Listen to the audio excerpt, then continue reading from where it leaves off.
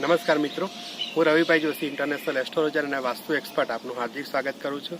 મિત્રો, રક્ષાબંધનના પર્વને આપણે ભાઈ બહેનના પવિત્ર પર્વ તરીકે ઓળખતા હોઈએ છીએ, પરંતુ એની સાથે આપણે રક્ષાબંધનના દિવસે વર્તારો પણ જોઈ શકીએ છીએ.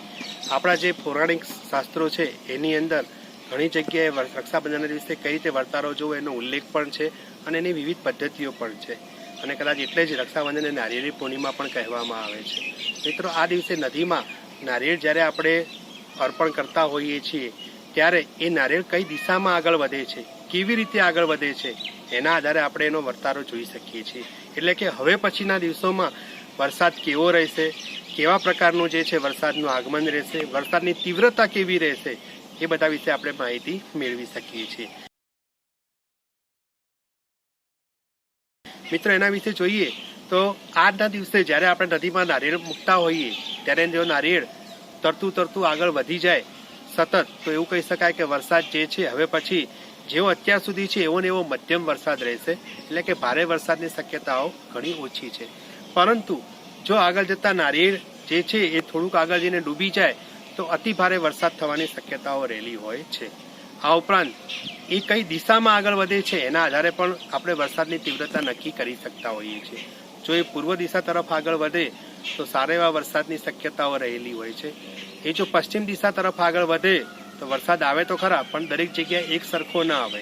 કોઈક જગ્યાએ દુકાળ પણ પડે અને કોઈ જગ્યાએ સારો એવો અતિ વરસાદ વધારે પ્રમાણ પણ આવી શકે છે.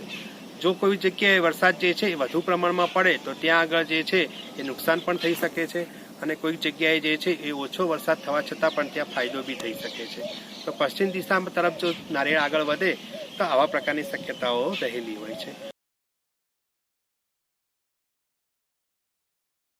મિત્રો, આ સિવાય જો દક્ષિણ દિશા તરફ નારિયેળ વધે અથવા નૈઋત્ય ખૂણા તરફ નારિયેળ આગળ વધે તો અતિ વરસાદની શક્યતા રહેલી હોય છે, અને એ વરસાદ એવો હોય છે કે જેનું માપન આપણે કરી શકતા નથી હોતા. એટલે કે જેની આગાહી નક્કી નથી કરી શકતા હોતા. અચાનક એવો વરસાદ આવી જાય કે જેથી કરીને ઘણી ફેર આપણે જોતા હોઈએ છીએ કે બંગાળની ખાડીમાં અચાનક કોઈ સિસ્ટમ છે સક્રિય થઈ જતી હોય છે અને બહુ ભયાનક વરસાદ જે છે આપણે ત્યાં આવતો હોય છે. તો આવું પણ થઈ શકે છે. અને જો ઉત્તર દિશા તરફ વરસાદ નારિયેળ આગળ વધે તો સારો એવો વરસાદ થાય છે, પરંતુ વરસાદ એવો થાય છે કે જે ખેતીના પાકને બહુ જ ફાયદો કરે છે. ખેતીનો ઉત્તમ પાક થાય છે, ખેતીના પાકના ધન ધાન્યના ભાવ વધે છે અને સારું એવું ધન ધાન્ય પૃથ્વી ઉપર પેદા થઈ શકતું હોય છે.